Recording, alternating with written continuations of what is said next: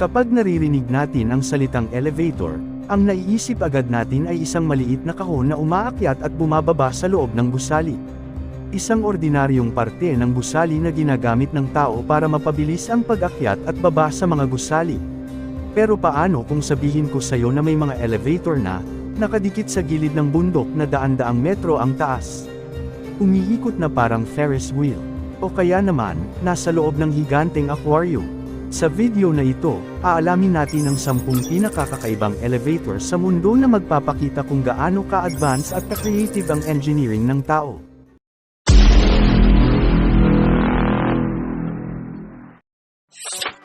Number 1. Bailong Elevator, China. Isang vertical glass elevator sa gilid ng napakataas na bundok. Matatagpuan sa Zhangjiajie National Forest Park, ang Bailong Elevator, na kilala rin bilang 100 Dragons Elevator, ay ang pinakamataas na outdoor glass elevator sa mundo, na may taas na humigit kumulang 326 na metro. Inabot ng 3 taon bago ito natapos noong 2002. Kayang umakyat sa tuktok sa loob lamang ng halos 1 minuto. Bakit ito kakaiba? Nakadikit ito sa natural na sandstone cliff. May full glass cabin para sa 360-degree view. Kayang magsakay ng libu-libong turista kada araw. Ang mga bundok dito ang naging inspirasyon ng lumulutang na bundok sa pelikulang Avatar. Number 2. Hamachuan Lift, Switzerland. Ito ang pinakamataas na outdoor elevator sa Europe na may taas na 153 metro. Binuksan pa noong 1905, ang elevator na ito ay bahagi ng isang cliffside hotel. Noon, steam-powered pa ito bago naging electric. Sa loob lamang ng wala pang 1 minuto, mararating mo ang tuktok kung saan matatanaw ang Lake Lucerne at Swiss Alps. Isipin mo, mahigit 1 siglo na itong nakadikit sa gilid ng bangin. Number 3. Skyview, Sweden. Matatagpuan sa labas ng Avicii Arena sa Stockholm. Hindi ito typical elevator, isa itong bilog na glass gondola na umaakyat sa kurbadong ibabaw ng dome-shaped arena. Habang umaakyat ka, makikita mo ang buong skyline ng Stockholm. Para kang astronaut na sumasakay sa space capsule. Number 4. Luxor Hotel, USA. Sa loob ng pyramid-shaped Luxor Hotel sa Las Vegas, ang elevator ay hindi patayo, kundi pahilas. Tinatawag itong inclinator. Sumusunod ito sa hugis ng pyramid. Kapag nasa loob ka, ramdam mong iba ang galaw, parang pa-slide pa itaas. Isa ito sa pinaka-unique na hotel elevator sa mundo. Number 5. Gateway Arch, USA.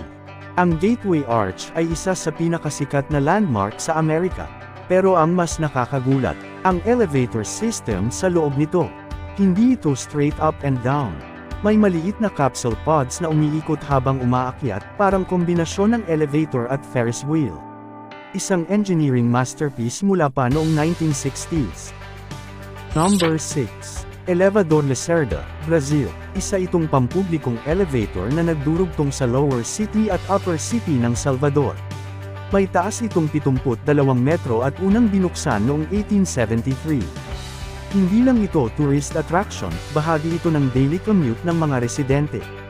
Parang MRT, pero patayo. Number 7. Santa Justa Lift, Portugal. Mukha itong mini Eiffel Tower sa gitna ng Lisbon. Dinisenyo ito noong 1902 at may neo-Gothic style. Bukod sa transportasyon, isa rin itong viewing deck kung saan matatanaw ang buong lungsod. Isa ito sa pinakapikturan na elevator sa Europe. Number 8. Eiffel Tower Elevator, France. Ang elevator system ng Eiffel Tower ay hindi simpleng pataas. Dahil kurbado ang istruktura, ang elevator ay sumusunod sa hugis ng tower habang umaakyat.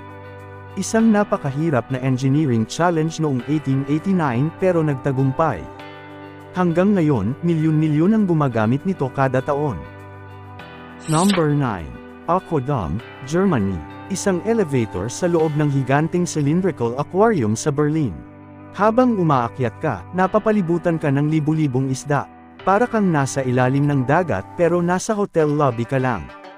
Isang napaka-unique na kombinasyon ng architecture at marine display. Ngunit, ang Aquadome sa Berlin ay permanenteng sarado na ito dahil tuluyang nawasak noong ika-16 ng Disyembre taong 2022. nang ang 25 metrong taas na silindrong tangke ay sumabog ng kapahapahamak, na nagpatapo ng 1,000,000 litro ng tubig at pumatay sa karamihan ng 1,500 tropikal na isda sa loob nito. Number 10. Falkirk Wheel, Scotland. Hindi ito elevator para sa tao, kundi para sa mga bangka. Ang Falkirk Wheel ay isang rotating boat lift na nag-uugnay sa dalawang kanal na magkaiba ang taas. Umiikot ito ng dahan-dahan habang dala ang mga bangka paitaas o pababa. Isa ito sa pinakakamanghamanghang modern engineering project sa UK. Mula sa gilid ng bangin ng China, hanggang sa umiikot na boat lift ng Scotland. Pinatunayan ng mga elevator na ito na ang simpleng konsepto ng pag-akyat at pagbaba ay maaaring gawing obra maestra ng engineering. Kung may pagkakataon kang sumakay sa isa sa mga ito, alin ang pipiliin mo? E-comment mo sa ibaba.